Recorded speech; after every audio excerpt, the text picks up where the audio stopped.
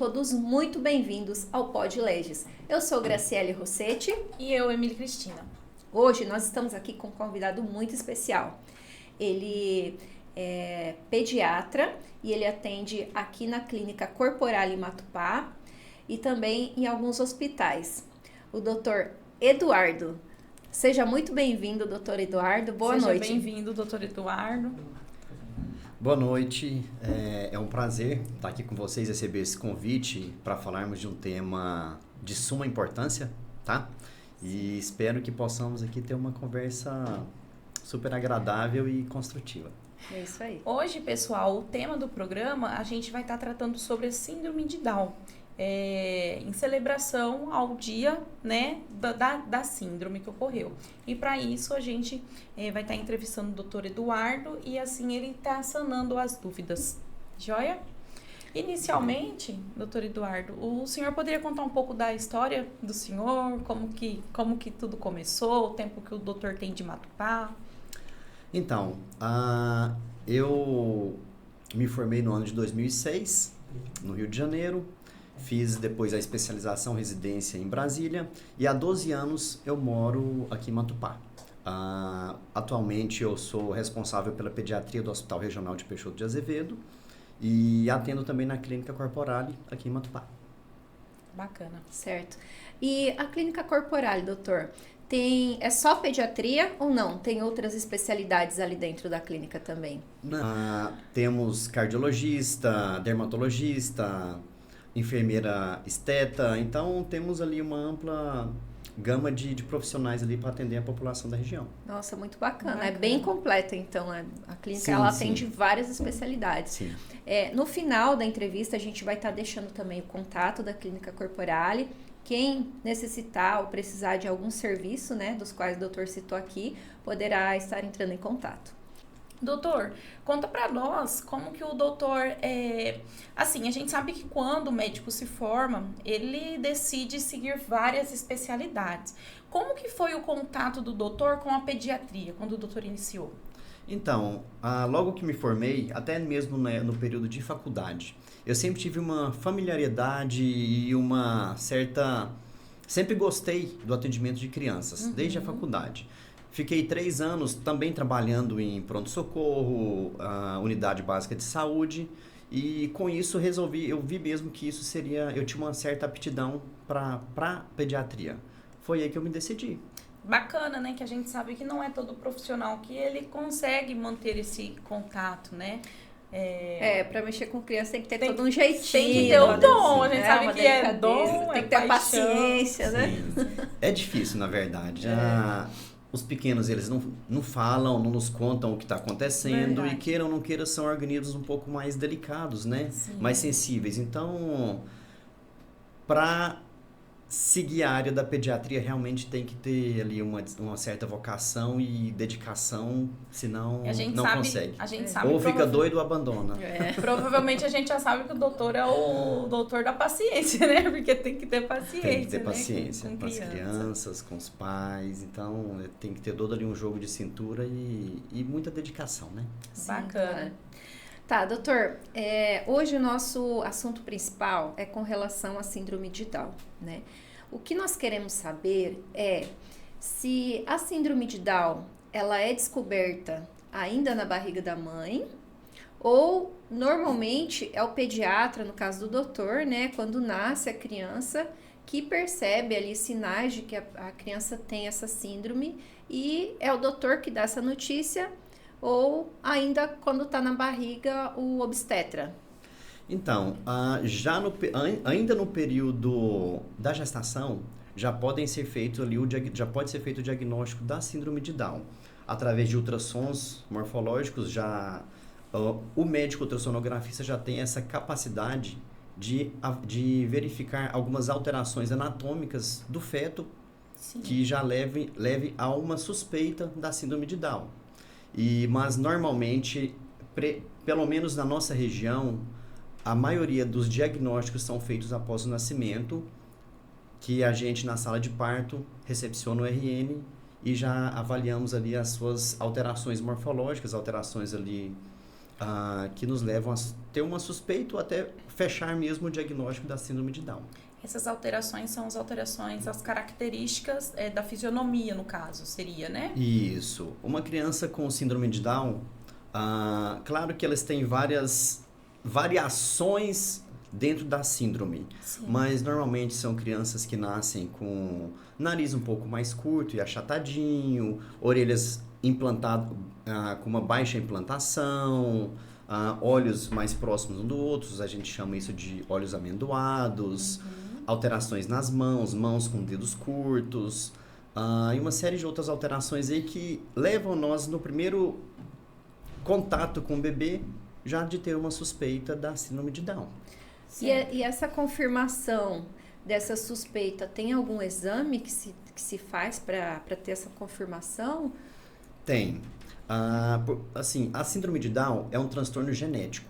Ele, desde a concepção, na nossa formação, nós temos 23 pares de cromossomos. Só que na síndrome de Down, o cromossomo de número 21, em vez dele ser um par, ele vem dividido em 3. Então, até por isso também é chamado de trissomia do 21. Sim. E após o nascimento, tem um exame chamado cariótipo, que ele faz o estudo genético do bebê, da pessoa. E nesse estudo genético, constata realmente os três cromossomos ali 21. Então, o cromossomo 21 que é dividido em 3. Legal. No caso, esse cromossomo, né, doutor, o que ele vem carregado do quê? Ele seria os nossos genes? No caso ali, ele carrega as nossas características? Isso. A nossa carga genética, os cromossomos, eles que determinam as nossas características tanto fisiológicas quanto quanto orgânicas, digamos assim. A cor de cabelo, cor dos olhos, cor da pele, estatura, até mesmo algumas doenças genéticas já vêm ali todas caracterizadas, já vêm todas ali no nosso DNA, no nosso gene. Doutor, a síndrome de Down, ela tem caráter hereditário, que vem dos pais, dos avós, ou não? Como que é isso? Não, não é uma doença, por ser uma doença genética, ela não tem esse caráter de hereditariedade que vai passando de pais para filhos a síndrome de Down. Porém, assim, tem alguns fatores que aumentam o risco da criança ter a síndrome de Down, que um deles, dos principais aí, que é a idade materna avançada, quando a mãe inicia uma gestação, a mulher inicia uma gestação com idade superior a 35 anos. Isso aumenta a incidência da síndrome de Down. Interessante. Agora me surgiu até uma dúvida referente a essa fala do doutor. Hoje em dia a gente sabe que o mundo está bem avançado.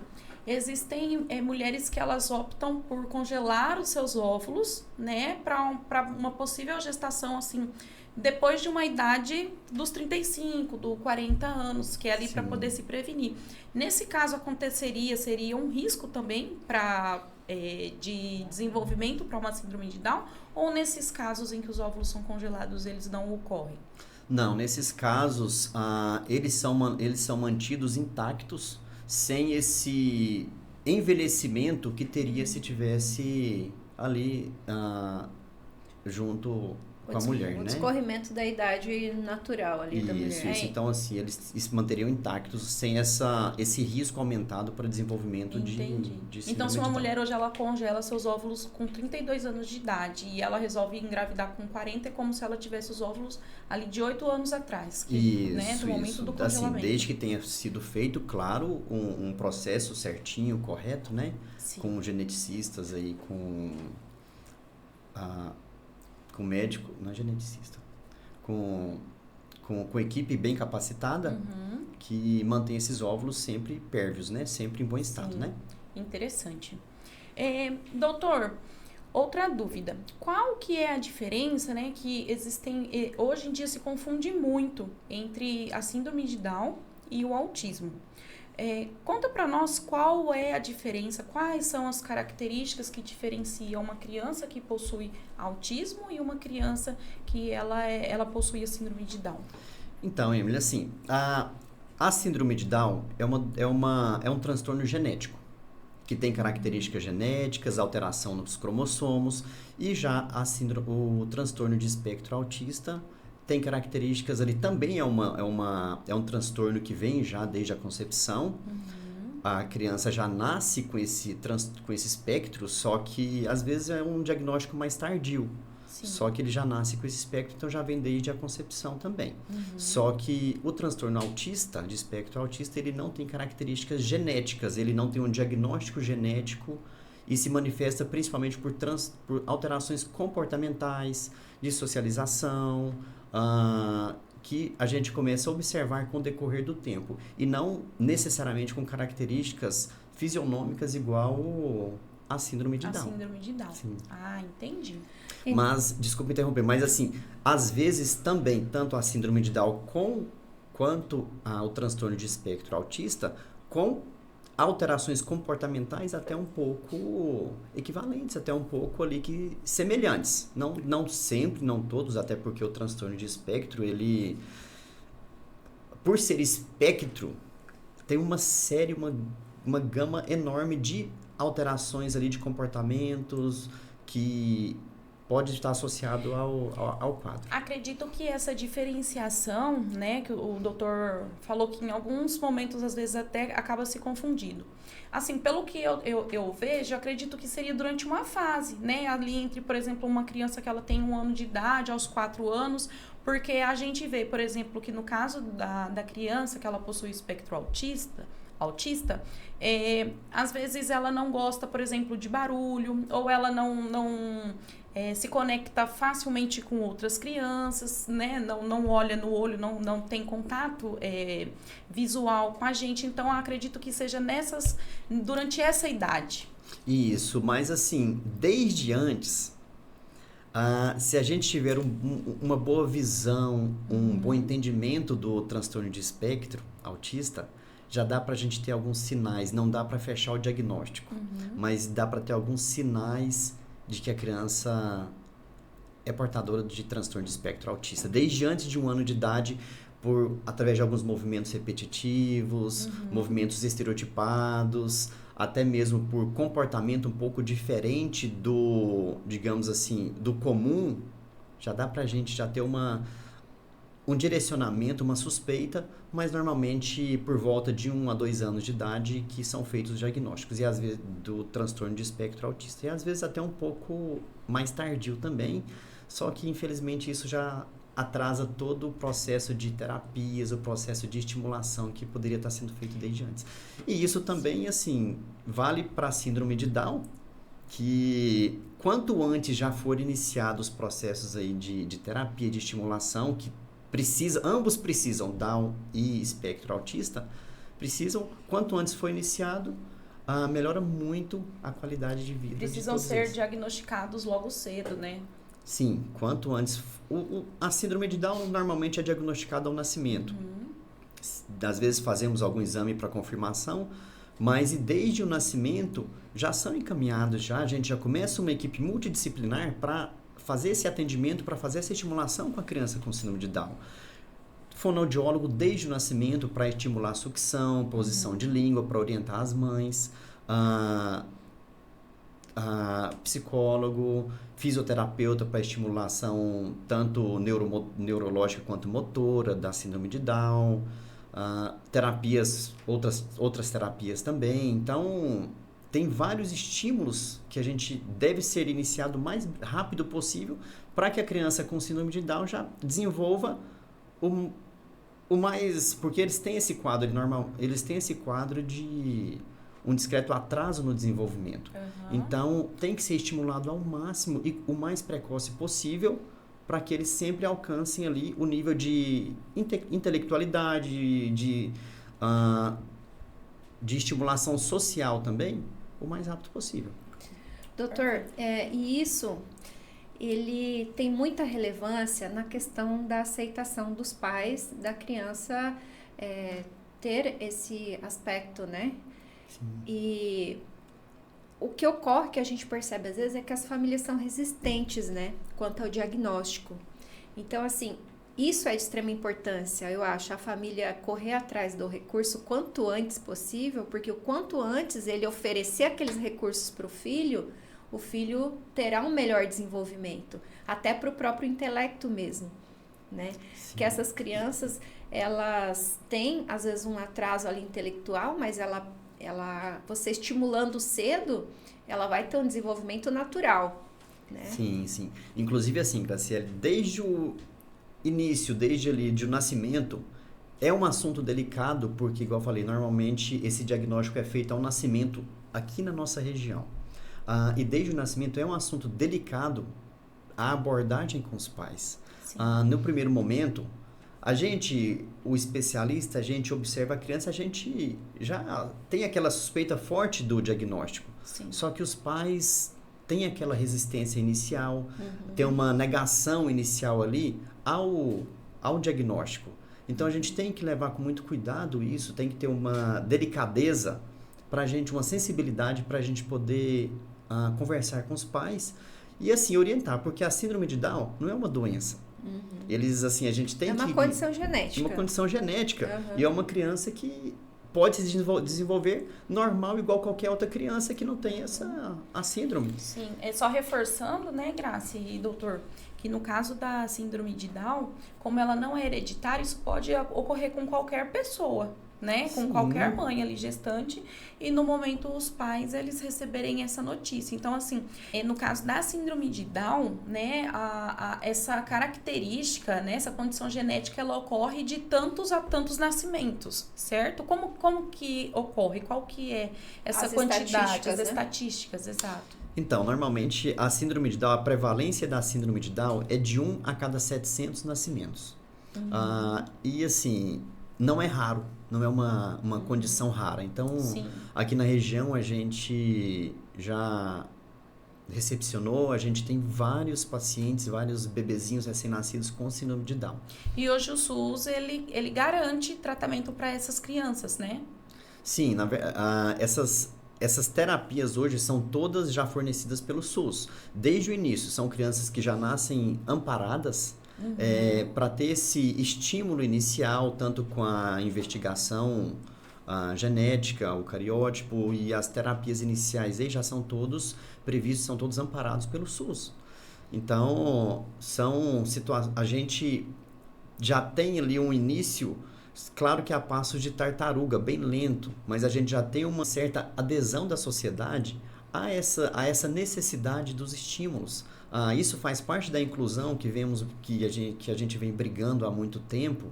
É bem lento, mas aos poucos a gente vem conseguindo incluir essas crianças na sociedade, incluir essas pessoas na sociedade. Doutor, pegando o gancho, né, nessa fala do doutor, como que funciona no caso as crianças com síndrome de Down, né? Ali as predisposições que possam ocorrer com elas. Como que pode estar descobrindo? O que os pais eles precisam fazer para poder descobrir e já tratar? Porque um exemplo, por exemplo, uma criança com síndrome de Down, ela também pode ser portadora do espectro autista, certo? Sim. E como que ficaria nos outros casos? Quando, por exemplo, as crianças com síndrome de Down, às vezes elas têm um problema cardíaco, enfim. Então, Emily, desde o nascimento, ao receber um diagnóstico, a gente já tem que entrar com uma série de investigações para algumas outras doenças que a síndrome de Down que leva a um fator de risco. Aumenta, digamos assim, a síndrome de Down aumenta a predisposição de doenças cardíacas, cardiopatia congênita. Normalmente, em média, 50% das crianças portadoras de síndrome de Down são cardiopatas. E muitas delas nascem e têm a necessidade de fazer correção cirúrgica da cardiopatia. Problemas oftalmológicos, problemas de audição, problemas de coluna também, claro, e fora outros problemas relacionados aí comportamentais, a desenvolvimento intelectual, né? Que Sim. A gente tem que sempre pensar aí nesse processo de estimulação, com fisioterapeuta, fonoaudiólogo, terapeuta, psicólogo. Então, é uma série ali de procedimentos, digamos assim, que temos que ter início logo após o nascimento para a gente poder levar uma melhor qualidade de vida para essas crianças. Quando o doutor fala sobre essa cirurgia de correção, ela deve ocorrer logo após o nascimento e já ali o diagnóstico da síndrome, ou ela também ocorre às vezes depois, posterior a 1 ano, né, que já tem a certeza? Como que funciona? Qual que seria o mais recomendado, né, nesse caso? Emily, então, a indicação cirúrgica depende da gravidade da cardiopatia. Tem crianças com síndrome de Down que tem cardiopatia leve, que só faz o acompanhamento, que não tem repercussão hemodinâmica, repercussão no organismo da criança. Então, só faz o acompanhamento. Só que tem crianças que nascem com alguma cardiopatia grave, que o recomendado é que seja feita a cirurgia o mais rápido possível. Temos lactentes novinhos que já foram submetidos à cirurgia, à correção cardíaca. E graças a Deus, a grande maioria com sucesso. Que bom.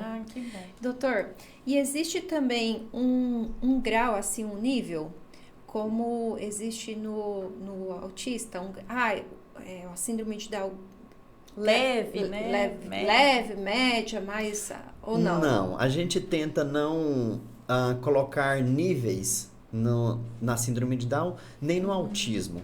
Porque seria ali uma colocação, um julgamento que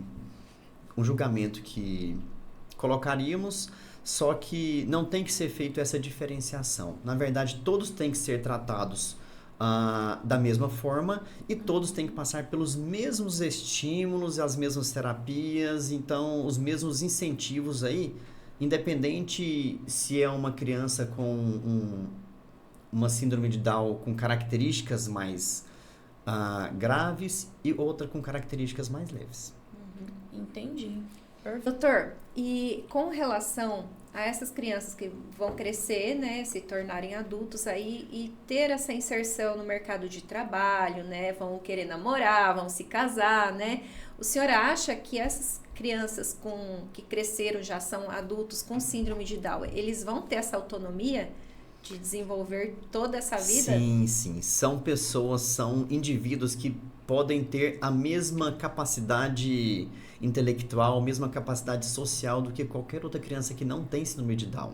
Se a gente trabalha muito na questão da inclusão deles, inclusão nas escolas, inclusão no mercado de trabalho, e assim, a gente ainda sofremos muito com o preconceito e julgamentos, na verdade, por falta de conhecimento, falta de esclarecimento de muitos a respeito da síndrome.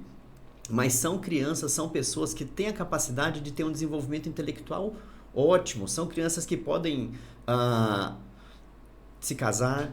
Hoje a gente vê muitas pessoas, muito jovens, adolescentes, adultos com síndrome de Down se formando, temos muitos Downs no mercado de trabalho e são pessoas que a gente tem que tentar levar para eles o máximo possível aí dessa inclusão, o máximo possível esse tratamento igualitário, né? Isso, desse acolhimento que a gente está tendo já, igualitário com outras pessoas que não têm a síndrome. Sim. E nesse caso, foi até interessante o doutor tocar no assunto quanto à questão do casamento, né? E a Graça também colocou. Considerando que a síndrome de Down, ela é uma condição genética que ela pode ocorrer, assim, todo mundo está suscetível, né, a passar por isso. No caso de duas pessoas, né, duas pessoas que elas possuem síndrome de Down, né, o homem e a mulher. A partir do momento que a mulher engravida e ela tem essa criança, a probabilidade, por exemplo, 100%, né, seria algo que a gente dissesse assim, não, os dois possuem síndrome e a criança também ela vai ter. Ou a criança também ela pode nascer sem essa a trissomia do 21. Não obrigatoriamente a criança vai ter síndrome de Down, tá? Isso aí, a característica genética é única de cada indivíduo e o ser humano tem, habitualmente, 23 pares de genes. Só na síndrome de Down, um par ali se transformou em 3 cromossomos, mas normalmente o ser humano são 23 pares de genes. Sobre isso, chega a ser importante porque às vezes as pessoas não sabem, mas uma criança em que ela tem a síndrome de Down, ela juridicamente, né, ela é capaz. Então, ela não é uma pessoa relativamente incapaz. Então, todo o direito que eu, né, o doutor tem, a criança com síndrome de Down, ela também tem. E sobre isso, é até interessante, não sei se a Graça ela se lembra, durante o curso, né, na faculdade de Direito, a professora ela chegou a dar um exemplo sobre isso, em que ela conta exatamente sobre um casal que possuía síndrome de Down. A mãe da moça, ela chegou a entrar na justiça para poder diagnosticar ela como incapaz. A alegação da mãe é de que a filha ela não poderia constituir casamento e ali ela também não poderia ter filhos. E a justiça, né, ela negou. Por quê? Porque uma pessoa com síndrome de Down, ela é capaz como a gente para trabalhar, para casar, para ter filhos. Isso foi uma coisa que me marcou, né? Aí eu tô contando porque sobre esse assunto é interessante as pessoas, elas saberem que essa pessoa, ela é capaz e ela pode desenvolver outras atividades independente. Sim. E, inclusive, assim, a gente vê muito no consultório, os pais são muito super protetores. Tentam proteger, tentam evitar algum dano, algum maltrato, alguma tristeza aos filhos. Tanto pais, são os pais atípicos, né? Tanto pais de síndrome de Down como pais de autismo. Então, assim, tentam proteger os filhos de todos os lados para evitar julgamentos e preconceitos. Sim. A gente vê muito no consultório os pais querendo, às vezes, até que a gente emita um laudo falando que o filho é incapaz por ter a síndrome. Super proteger o filho. Super proteger. Só que não é isso que a gente quer. Então, assim, eu sempre bato de frente com eles. Eu falo assim, não, a gente não quer encostar o seu filho. A gente quer que o seu filho seja capaz. A gente quer que o seu filho passe por um estímulo. A gente quer que o seu filho evolua para ele ser capaz, para ele se sustentar sozinho, para ele ter as suas coisas, para ele se casar, para ele trabalhar, para ele ter... Então, assim, a gente hoje tenta por essa inclusão e os pais têm, às vezes, muito medo ainda. Acaba com esse medo que criando os filhos numa bolha, né? E a gente sabe que isso não... Assim, isso não é bom, né? Porque, por exemplo, a criança, ela vai crescer, essa criança. E a gente sabe que, infelizmente, os pais não é para a vida toda. Sim. Então, essa criança, ela precisa ser inclusa na sociedade, ela precisa ser incluída no mercado de trabalho, que ela possa levar uma vida leve como qualquer outra pessoa. Sim. E a gente vê pais tão maravilhosos, tão bem capacitados, tão dedicados no consultório, até no dia a dia nosso também, pais que a gente fala assim, que foram escolhidos a dedo por Deus. Fala assim, não, eu te capacito para ser pai para ser um pai atípico, uma mãe atípica, de um portador de síndrome de Down, de transtorno autista, que se dedicam integralmente, correm atrás de estimulações, de terapias, para promover esse desenvolvimento e essa evolução da criança, para que seja uma criança capaz, seja um adulto capaz mais para frente. Justamente assim, uma hora ou outra, eles vão ter que caminhar com as próprias pernas. Porque esses jovens, eles têm sentimentos, né? Eles têm... do jeito que uma criança... Ele também faz birra, né? Ele também... Ele chora, ele fica triste, fica alegre, né? Aí vai chegar o momento que vai chegar aquela fase de se apaixonar, né? Então, assim, os sentimentos é igual, não tem? Os mesmos. Os mesmos. Aí o doutor falando em relação aí à superproteção dos pais, mas isso eu acho que é de todos os pais, viu, doutor? Não é só dos pais atípicos, não. Os atípicos, não. Vou contar aqui uma história, então. Meu bebê, o menor, o Ben-Hur, ele nasceu com a língua presa. E o pediatra, na hora do parto, não percebeu, né? Quando pegou ele, que ele tinha a língua presa. E esse diagnóstico foi feito depois. Ele estava com uns 3, 4 dias ali. E aí ele tinha dificuldade para mamar. E aí a doutora que viu ele falou assim, vai ter que cortar a linguinha. Falei, não. Como assim vai cortar a linguinha? Não vai cortar. Aí fomos pra casa. Você vai cortar a língua do meu filho? E ele, doutor, não conseguia mamar, porque a linguinha fica presa a esse nervinho, e a linguinha fazia um coraçãozinho assim, né? E ele ia pegar o peito, ele tinha que amassar com a gengiva para conseguir segurar, porque judiação. Ele não conseguia fazer aquela pega, né? E aí Sei que o meu esposo foi um dia inteiro de conversa comigo pra levar esse menino pra cortar, viu? Não foi fácil de eu liberar. Isso aí, temos esse problema, né? Pais e mães, todos, né? Temos esse problema. É muito difícil, né, gente? Quem que o médico pensa que é pra poder mandar cortar a língua do meu filho? Como assim? O filho é meu. Não, mas o médico tem filho e o médico passa por isso também. Na nossa cabeça vai ser uma judiação com a criança, mas vai ser melhor pra ele que seja cortado. Sim. Temos, assim, a gente tem que seguir o ritmo, a gente tem que seguir o caminho correto, mesmo que seja às vezes um pouco doloroso pra gente, pros pais, mas a gente tem que deixar seguir, a gente tem que seguir o caminho correto. Talvez seja doloroso agora, talvez a gente desperte uma insegurança na gente agora, um receio, um medo, só que mais pra frente isso vai ser benéfico. A gente vai ver isso mais pra frente como se fosse um investimento que a gente vai estar fazendo ali no futuro. Sim. No futuro. Na hoje ele não fala igual Cebolinha, ele fala normal. Se ele tivesse deixado, além de não conseguir mamar, ele estaria falando errado. Provavelmente hoje, né? ele teria alguma alteração, um transtorno de fala. Sim. Provavelmente. Isso é interessante. Inclusão é isso, né? Eu acho que é a gente chegar num supermercado, encontrar uma pessoa com síndrome de Down e ela, né, a gente identificar como qualquer outra pessoa que está ali trabalhando para poder atender a gente como cliente, seja isso independente do local, né? Que essas crianças elas cresçam, que elas virem adultos responsáveis, que estudem, que se formem e que sigam os sonhos dela, até porque eu acho que todo mundo tem sonho na vida, sim, né? Claro. E todo pai e mãe também tem um sonho para um filho, né? Acho que, assim, quer ver o filho bem, né? Para muitos ocorre da forma que eles sonharam, para outros nem tanto, mas assim, a gente caminha para isso, né? Sim, e na verdade, eles têm que ser tratados como pessoas normais, porque são normais e têm que ser tratados como. Temos que cumprimentar, conversar, agradecer, elogiar, cobrar, igual uma pessoa normal. E voltando agora no assunto, quando o doutor citou a questão da evolução, né, que já precisa tá ali sempre, né, fono, enfim, o especialista que for necessário. Mas assim, isso também parte de dentro de casa, né? Porque não adianta você levar o teu filho que tem a síndrome de Down na fono, mas em casa não ter contato com os pais, né? De poder conversar com os pais.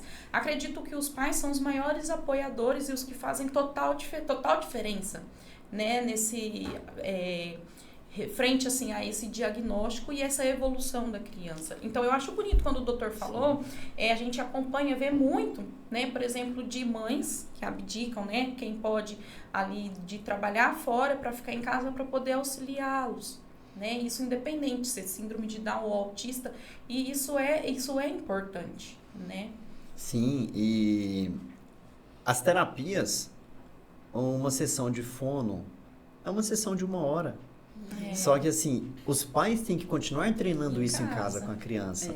A fisioterapia, 1 hora também, de repente, cada profissional tem o seu horário, mas os pais têm que continuar fazendo a terapia em casa. Tem que sempre lembrar que os especialistas eles estão ali para somar, mas que não tá a cargo, a responsabilidade, 100% deles, né, de melhoria do filho. A gente sabe que o profissional ele tá para auxiliar, mas a diferença ela faz em casa, é o conversar, você brincar com a criança, é você incluir ela com a sua própria família, porque nessa questão da superproteção, né, muitas das vezes os pais eles acabam ali afastando da sociedade, afasta da família, né, de uma criança brincar ali com os primos, frequentar a escola. Às vezes tem pais que acham que tá dentro de casa tá melhor. A Graça como mãe com certeza ela sabe que a casa dela, para os filhos dela, é o lugar em que eles mais estão protegidos.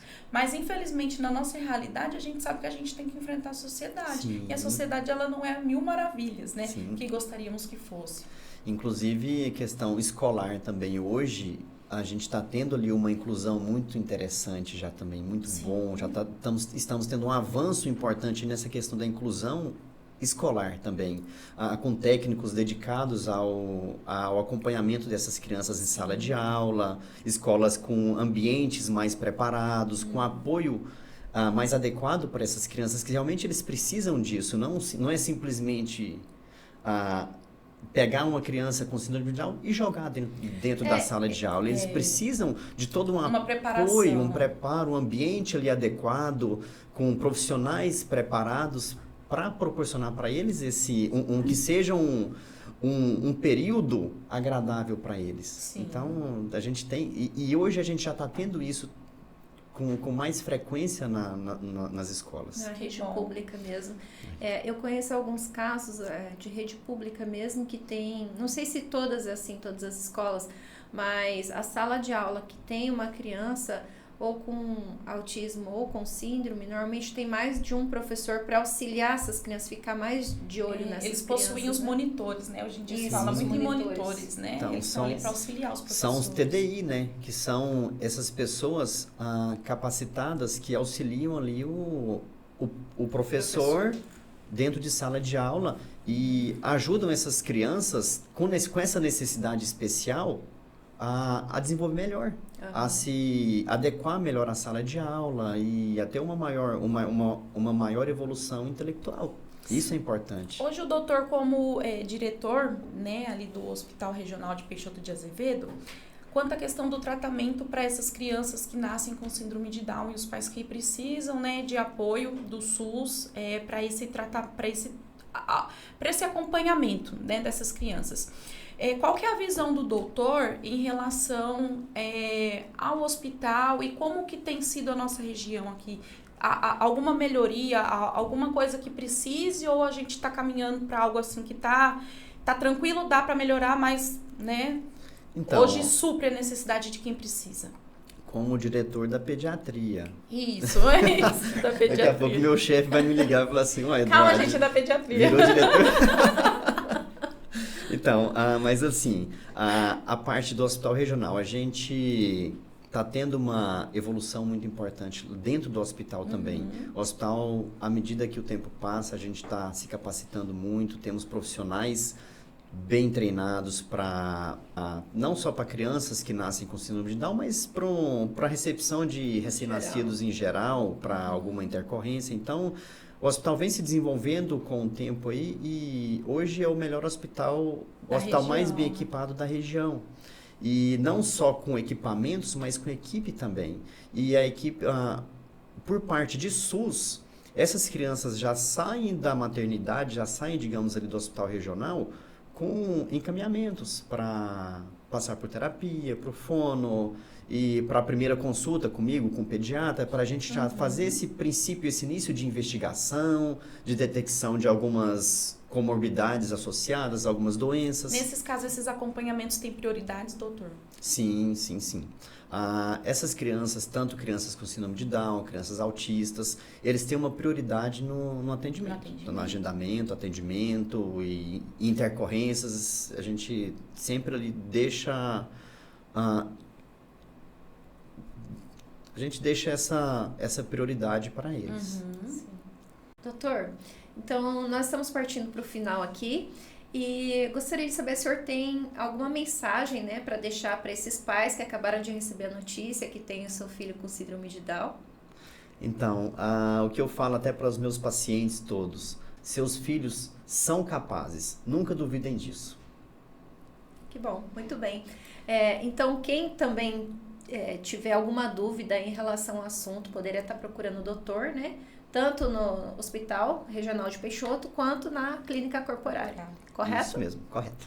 Joia, doutor. Obrigado pela presença, obrigado pela participação e pela colaboração. Foi um prazer recebê-lo. Com esse assunto tão importante, né? Obrigado. Eu que agradeço aí o convite e espero que alcance aí quem precisa, né? E que diminua um pouco essa distância que temos aí de conhecimento da sociedade aí a respeito da... Aproveitando, o doutor quer deixar o @ do doutor, porque, pessoal, ele tem rede social, né, Graça? Tem Instagram, e no Instagram dele, ele também ele sempre coloca posts importantes, né, relacionados... Informativos, exatamente. Então, passa para o pessoal, @ que tiver interesse em seguir o doutor. Então... se alguém quiser me seguir no Instagram, o meu perfil é @Dr.Eduardo Faria de Rezende. E será um prazer ter vocês por lá. Isso aí. Ótimo. Valeu, doutor. Obrigada de novo. E foi um prazer. Tchau, Beijo, gente. Até a pessoal. próxima. Até mais. Tchau, tchau. Tchau. Aí. Ué, Não é meu nome. Não, mas eu não sabia. Eu não sabia que era o nome completo. espero que vocês tenham gravado isso. Isso é Contato. Eu não falei nada com nada e depois não saiu nada com Que ótimo. Peraí, deixa eu reformular aqui, mas As galinhas terminaram de fofocar. É porque a gente tá elaborando o corte. Ah, tá. eles já estão pensando no corte. Na hora que puder, vocês falam.